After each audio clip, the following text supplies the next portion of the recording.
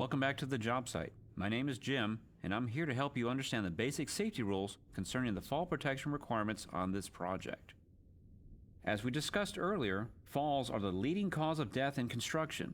Anytime you work at height, you need to take it seriously. Falls from unprotected edges, ladders, scaffolds, and roofs can be prevented. The key components of a personal fall arrest system that will keep you safe can be broken down into 4 categories. They are the A, B, C's, and D's of fall protection. A is for anchorage, B is for body support, C for connectors, and D is for the descent and rescue. We're going to discuss the A for anchorage in detail shortly. Anchorage devices provide a secure point in which to attach the fall protection system. We've already discussed the B and C components during your orientation. The B for body support, which is a full body harness, is worn by the worker. C stands for the connectors. These are the devices, such as the lanyard or retractable, that connect the full body harness to the anchorage system. For now, let's go take a look at the fall protection anchorage systems used on this project. Fall protection anchors can be portable or fixed to your structure, but they have to be strong enough to support you in case of a fall. 1926.502D-15 states that anchorages for personal fall arrest systems must be capable of supporting at least 5,000 pounds per employee attached. Basically, the anchor point where you connect your lanyard needs to safely support the weight of a small car or truck. Another option is to have a qualified person design the anchor point, as stated in 1926.502D-15I and 1926.502D-15II. An anchor point that is designed with a safety factor of 2 and installed under the supervision of a qualified person can also be used. Inappropriate anchor points include water pipes, electrical conduit, ceiling grid, or open web steel joist. 1926.757A9 states that steel joists and steel joist girders shall not be used as anchorage points for a fall arrest system.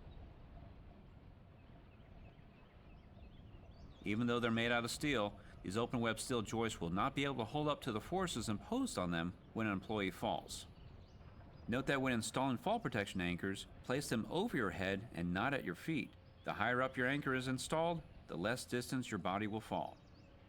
Here are examples of fall protection anchor points that meet the 5,000 pound requirement. Here's a beam strap.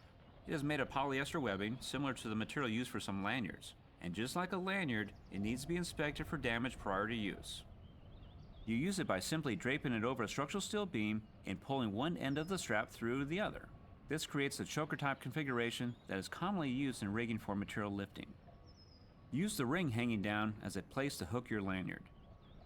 Here's a beam strap that you can use for practice. Well done. Note that you're not allowed to use a basic lanyard in a similar choker type configuration unless the lanyard is designed for such a purpose.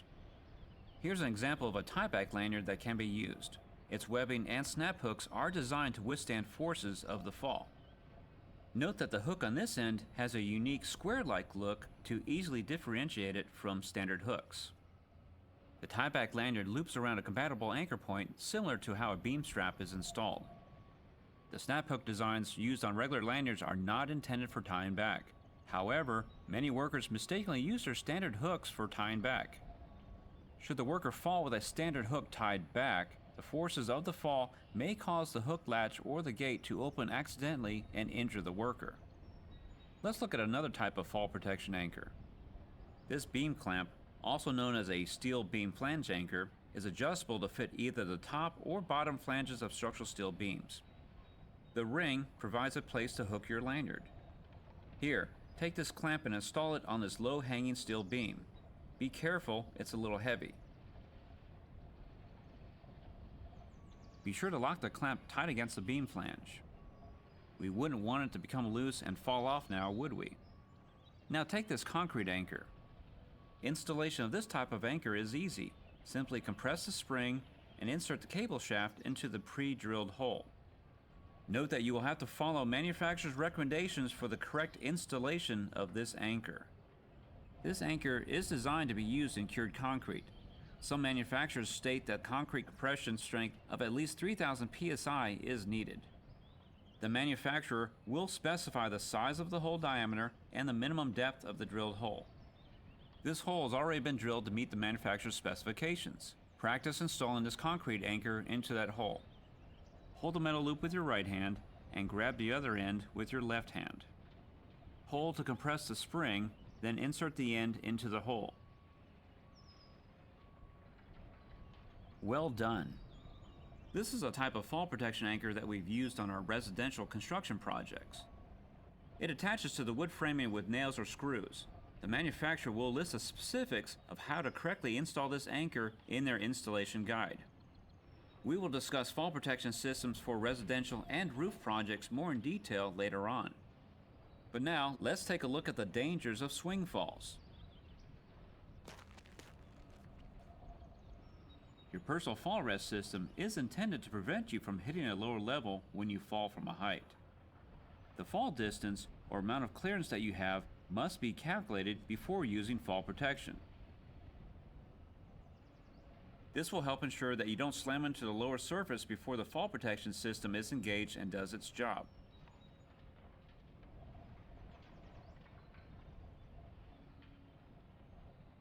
As you see in this case, there was enough fall distance for the personal fall rest system to protect the worker.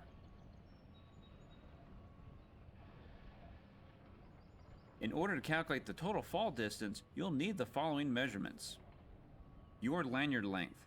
In most cases, a standard value of 6 feet is used here since the vast majority of lanyards are of a standard length of 6 feet.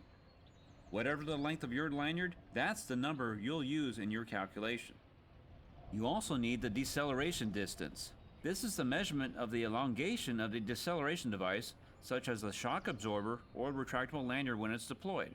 The standard is to allow 3.5 feet for this distance. Be sure to check your manufacturer's instructions for exact distances to use. In some cases, a retractable lanyard may only add a foot of deceleration distance. But to be on the safe side, you should use the 3.5 feet in the calculation. You're less likely to get into trouble by adding a bit more to your fall distance than not enough. The third measurement is the worker's height. Many people suggest using the full height of the worker, which is typically 6 feet as an average. Other sources may use something called the D-ring height. This is the distance from the worker's feet to the harness dorsal D-ring and is often set at 5 feet. This is another case where using a higher number, in this case the 6 feet, may help you keep safe by adding a bit more fall distance. The last measurement needed is the safety factor. This amount is added to act as a coverall for anything that may have been mismeasured or miscalculated, as well as for D-ring movement and material stretch.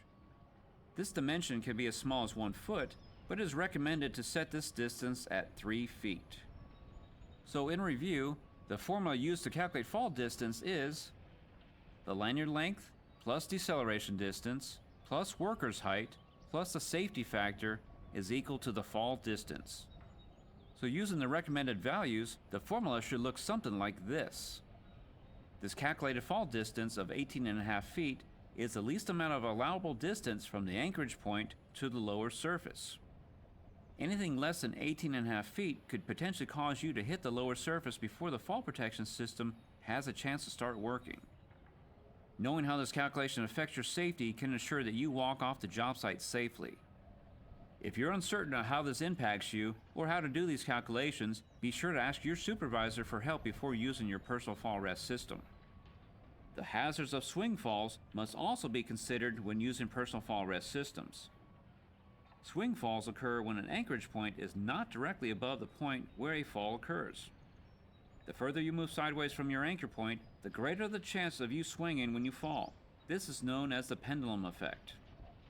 Swing falls generate the same amount of energy in a horizontal direction as a fall through the same distance vertically, but with the additional danger of colliding with objects.